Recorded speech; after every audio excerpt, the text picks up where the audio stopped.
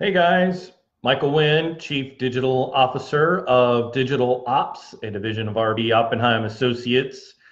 Today we're going to talk about stuck in the endless circle of clutter hell. Yeah, it's a place that websites find themselves in, and often it is one of the most difficult traps and pitfalls to pull yourself out of as a business owner.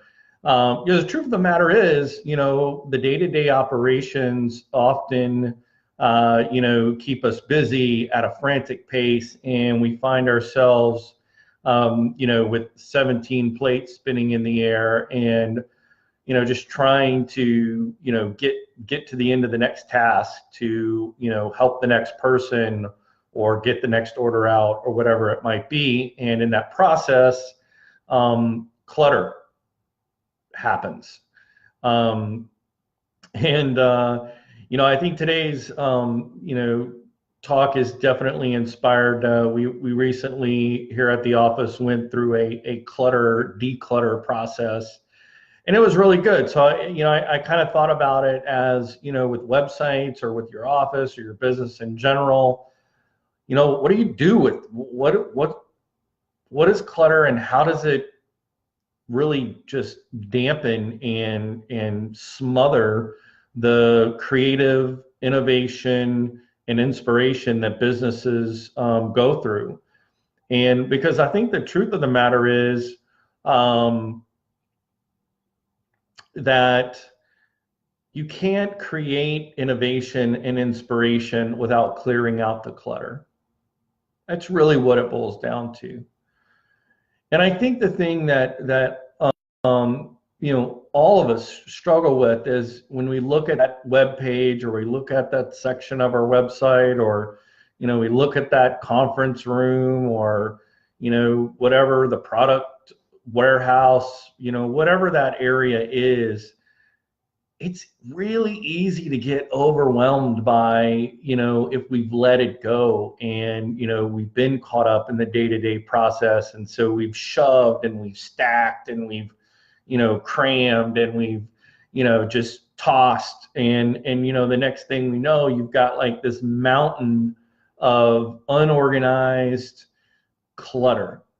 And I think for whether it's for your own staff or whether it's for your website visitors, when we come across clutter, it's just like, like I'll just go somewhere else, think about when you're shopping, if you're at the mall and you go into a place and they, you go in, you look at a shelving and it's got, all the shirts are all mixed up and they're all over the place. They're not stacked in a nice little order. It's not inviting.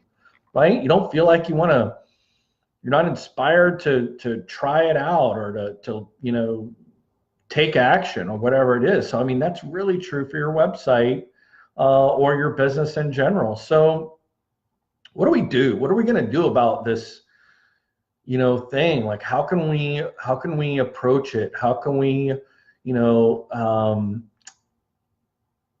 do we take this thing on? Well, I think, I love the old saying, how do you eat an elephant? Well, one bite at a time.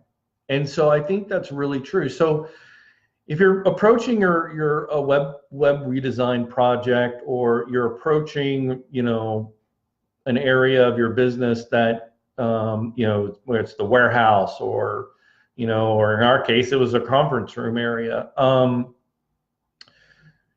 First of all, just pull everything out. Just, pull it all out so you can really evaluate what you're working with and what you've got. Because I think you really want to kind of just divide it into these three categories of donate, trash, keep, right? It's very simple. But going through that process, especially, the donate, I think a lot of people, underestimate the value of the things that we have, or maybe we put too much, value and we can't get rid of it. But, they say one man's trash is another man's treasure, right?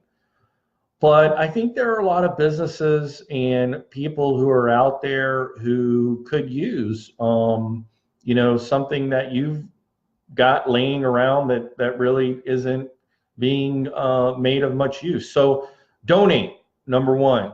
Number two, trash it.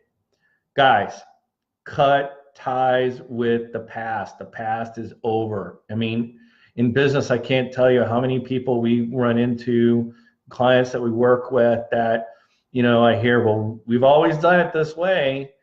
And, I think to myself, well, okay, it is 2018, about to be 2019. So how you did it in 1994 may not be the best way to do it now. So cut ties with the past, acknowledge that it was great, celebrate it for what it was, and move on. Number three, keep it. Now, this is a really tricky part because this is how you got caught in that clutter endless circle to begin with. And I think really when you decide to keep something, number one, evaluate, why is it important? What does it communicate? What values does it instill? When I'm looking at my website and I'm deciding if I'm going to reorganize the tabs, what sections am I going to keep?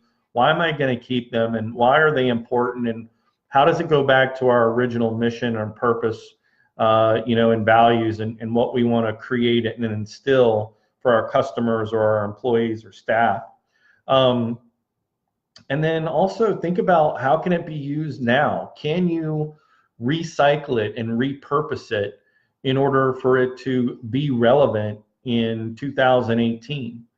And I think that is a great way to evaluate what you're going to keep when it comes to your website content as you're preparing, for a redesign process, or when it's just time to clean out the dadgum clutter, man.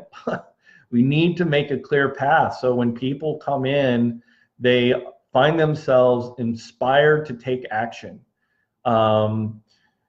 Because at the end of the day, I think it's this. I think a clutter-free space is where new possibilities begin.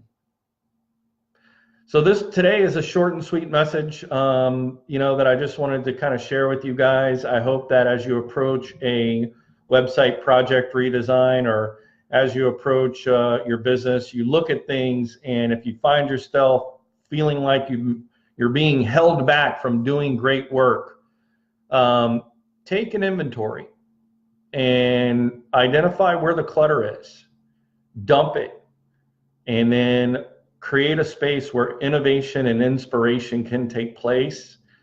And don't forget, it's one bite at a time. That's the best way to not feel overwhelmed when you're trying to take on that task.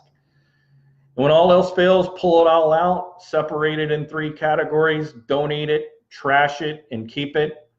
And at the end of the day, you'll have a space that promotes and cultivates creativity, innovation, and inspiration. Thank you guys for your time today. My name is Michael Wynn. I am the Chief Digital Officer of Digital Ops, a division of RB Oppenheim Associates. I hope you guys have a great day, and we will see you tomorrow.